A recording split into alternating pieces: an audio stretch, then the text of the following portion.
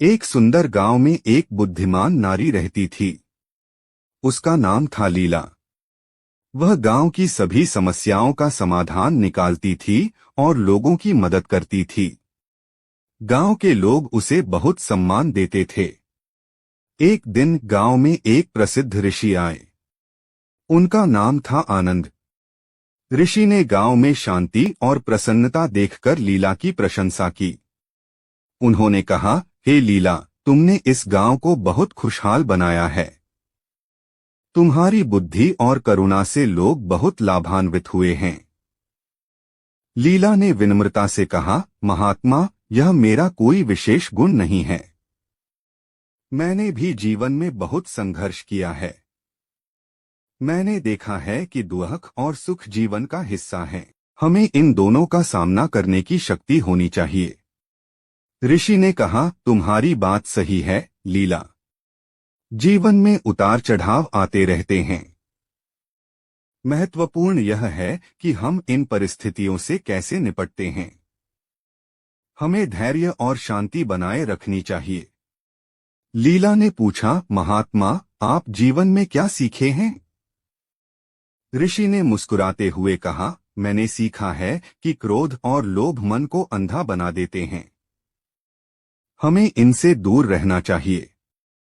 हमें दूसरों की मदद करनी चाहिए और हमेशा सत्य का मार्ग अपनाना चाहिए। लीला ने कहा, महात्मा, आपकी बातें बहुत सार्थक हैं। मैं इन बातों को हमेशा याद रखूंगी। ऋषि ने कहा, लीला, याद रखो, ज्ञान केवल किताबों में नहीं मिलता है। यह जीवन के अनुभवों से भी सीखा जा सकता है। हर व्यक्ति के पास कुछ न कुछ। विक्रम एक प्रतिभाशाली युवक था। पढ़ाई में अव्वल, खेलों में दक्ष और कला में रुचि रखने वाला।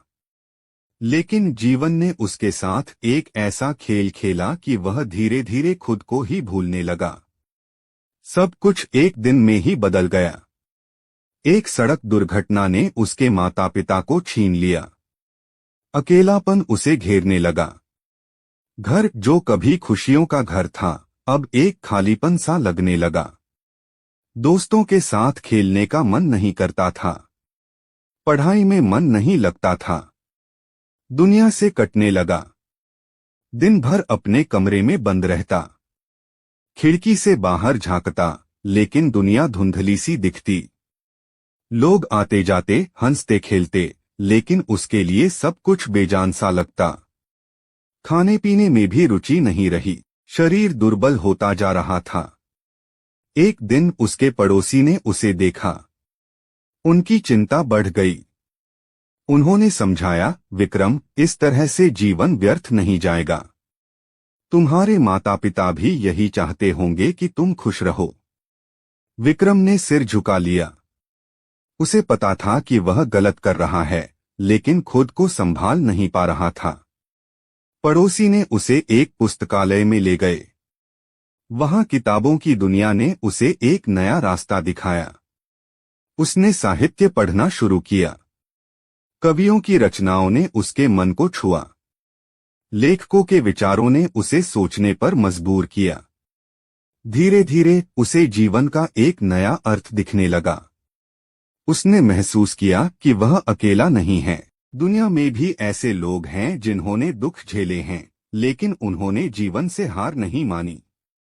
उन्होंने अपने दुखों को अपनी ताकत बनाया। उसने खुद को साहित्य की दुनिया में खो दिया। लिखना शुरू किया। अपने दुखों को शब्दों में ढालने लगा। धीरे धीरे उसके अंदर एक नई ऊर्जा का संचार हुआ।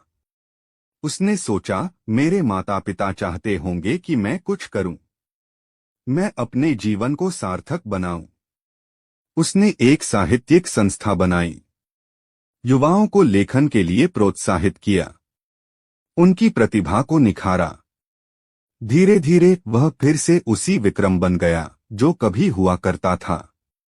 खुश, संतुष्ट और जीवन से जुड़ा हुआ। उसने महसूस किया कि दुख ने उसे तोड़ा नहीं, बल्कि मजबूत बनाया। एक युवक सबको धोखा देने लगा, पत्नी समझाती है। एक कहानी जो हर किसी